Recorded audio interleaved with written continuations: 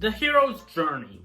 Even if you don't know what that is, you're undoubtedly familiar with it, because it is the basic template for most stories, more or less, in which the hero, or protagonist, exists in an initial state, embarking on some journey or quest where they overcome many hardships and challenges to return to their initial state changed in some way. That is, most stories except for Cinderella.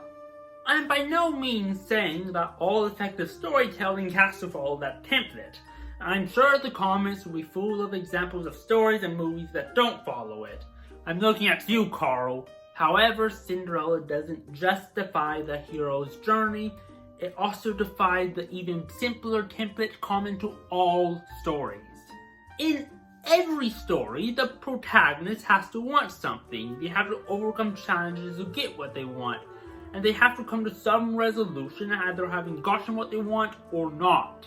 But let's try to map that simplest of templates to Cinderella. Figuring out what Cinderella wants is easy. She wants to be out from under the thumb of her evil stepmother and stepsisters so she could pursue her dreams. So what challenges does she overcome to get what she wants, and what does she actively do to overcome them? See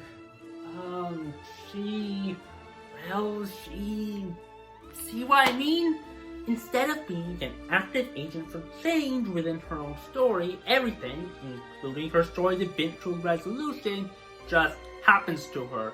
It is brought on to her by an outside force beyond her control, whether it be the fairy godmother or the duke arriving at her house with a glass slipper. It's almost like she's a bystander within her own story instead of a protagonist. Now, you might be like, hold on, how about the time she was locked in her room by her stepmother to keep her from seeing the Duke and trying on the slipper? Wasn't that a challenge she had to overcome? True, however, nothing she actively does or tries to do helps to resolve that challenge. Its resolution is again brought upon her by an outside force, this time in the form of her mouse friends. Her story has no middle. It goes straight from initial problem to resolution of said problem. What lesson are we, the audience, supposed to learn from Cinderella? That forces outside of our control will eventually give us everything we want? Her story fundamentally breaks down and just doesn't work. So is there simply no protagonist in Cinderella? Not necessarily. Let's look at the other characters in Cinderella to see if another character fits in that basic narrative structure and serves the purpose of the protagonist. Is there anyone in the story who overcomes obstacles and challenges and changes in the process? If you think about it, you realize yes, and that is Prince Charming.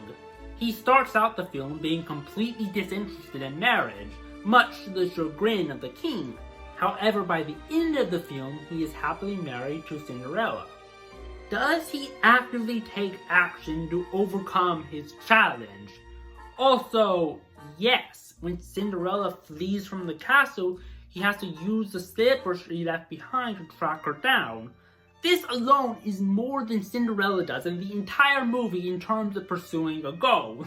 So technically, Prince Charming is the closest thing the story has to a protagonist. Is he a good and compelling protagonist? No, but that is just a sign of how poorly written and disjointed the storytelling is in Cinderella. And that is why I don't really like it very much. At least the traditional animation is gorgeous.